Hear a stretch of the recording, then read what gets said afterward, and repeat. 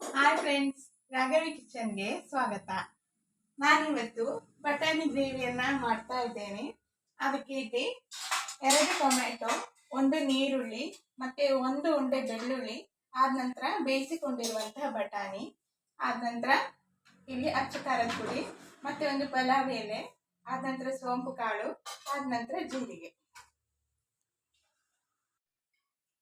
ಈಗ ನಾವು ಮಸಾಲೆಗೆ ಇಲ್ಲಿ 1 ನೀರುಳ್ಳಿ, 2 ಟೊಮೆಟೊವನ್ನು ಇದರಲ್ಲಿ ಹಾಕಬೇಕು.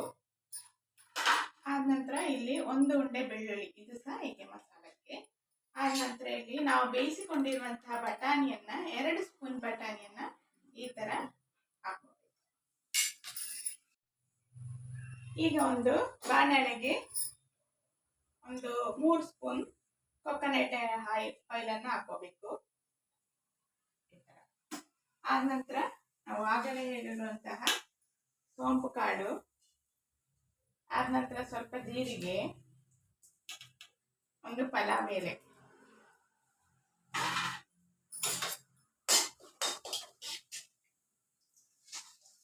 ಆದ ನಂತರ ಇಲ್ಲಿ ನಾವು ಆವಾಗಲೇ ಅರ್ಧ ಕಟ್ ಮಾಡಿಕೊಂಡಿರುವಂತಹ ನೀರುಳ್ಳಿಯನ್ನ ಈ ತರ ಒಗ್ಗರಣೆಗೆ ಹಾಕೋದು.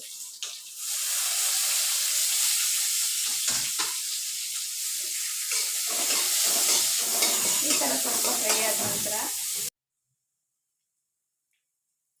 ಈಗ ನಮ್ದು ನೀರುಳ್ಳಿ ಸ್ವಲ್ಪ ಫ್ರೈ ಆದ ನಂತರ ಇದಕ್ಕೆ ಸ್ವಲ್ಪ ಅರಿಶಿನ ಪುಡಿ, ಆದ ನಂತರ ಮೆಣಸಿನ ಪುಡಿಯನ್ನ ಈ ತರ ಹಾಕೊಳ್ಬೇಕು. ನಿಮ್ಗೆ ಖಾರಕ್ಕೆ ಎಷ್ಟು ಬೇಕೋ ಅಷ್ಟು ಹಾಕೊಳ್ಬಹುದು. ನಾನಿಲ್ಲಿ 1 ಸ್ಪೂನ್ ಹಾಕಿದ್ದೇನೆ. ಮತ್ತೆ ಈ ತರ ಮಿಕ್ಸ್ ಮಾಡಿಕೊಂಡು ಸ್ವಲ್ಪ ಮತ್ತೆ ನೀವು ಆಗ್ಲೇ ರುಬ್ಬಿಕೊಂಡಿರುವಂತಹ ಮಸಾಲೆ ಏನಿದೆ ಅದನ್ನು ಇದಕ್ಕೆ ಸೇರಿಸ್ಕೊಳ್ಬೇಕು.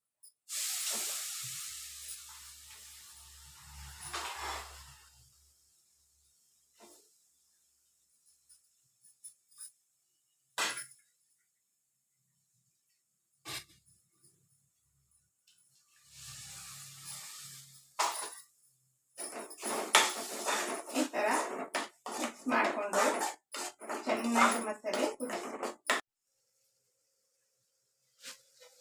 ಈಗ ನಮ್ದು ಇಲ್ಲಿ ಮಸಾಲ ತುಂಬಾ ಒಳ್ಳೆ ಚೆನ್ನಾಗಿ ಫ್ರೈ ಆಗಿದೆ.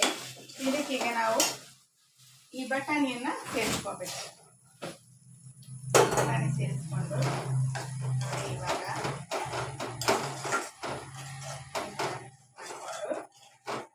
ಸ್ವಲ್ಪ ನೀರು ಸೇರಿಸಿ